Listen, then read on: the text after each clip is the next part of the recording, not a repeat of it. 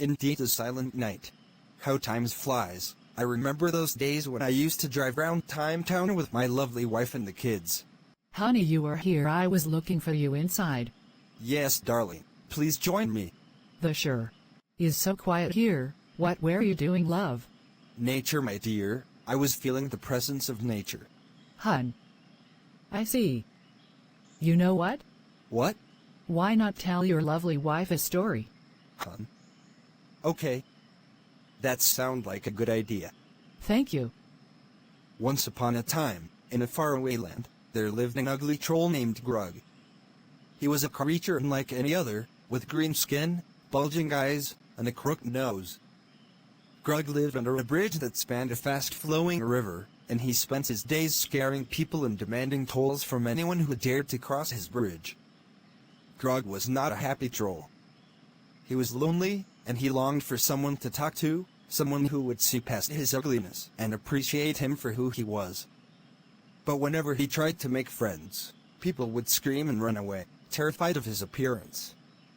One day, a young princess named Sophia was traveling through the land, on her way to visit her grandmother who lived on the other side of the river. When she reached the bridge, Grug appeared before her, his eyes glinting with malice. "Who goes there?" he growled, "and what toll will you pay to cross my bridge?" Sophia was not afraid. She was a brave and kind-hearted princess, and she saw the sadness in Grug's eyes.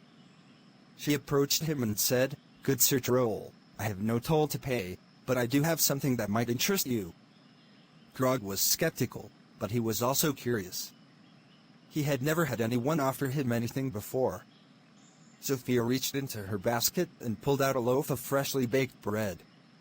She held it out to Grug and said, "This bread is made with love and kindness. Would you like to try it?" Grug hesitated for a moment before cautiously taking the bread from Sophia's outstretched hand. He sniffed it, then took a small bite. His eyes widened in surprise as the taste exploded in his mouth. He had never tasted anything so delicious before. Sophia smiled at Grug and said, "I'm glad you like it. Would you like to share the rest with me?" Grug couldn't believe his ears. No one had ever offered to share anything with him before.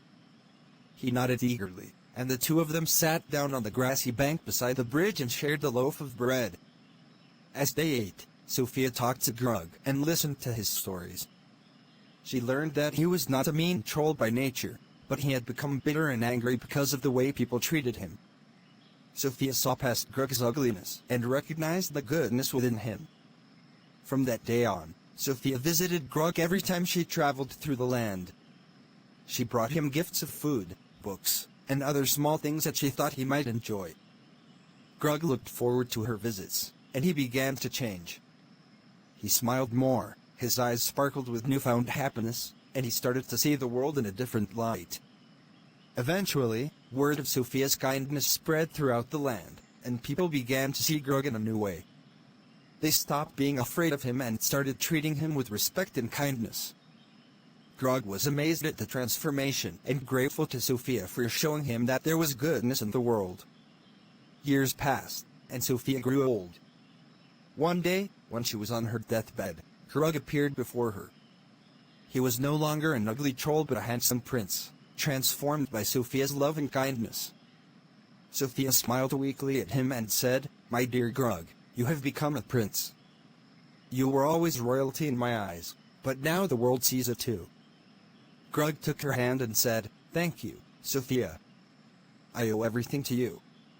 You showed me that kindness and love can transform even the ugliest of creatures." Sophia smiled again and said, "I am proud of you, my dear Grug.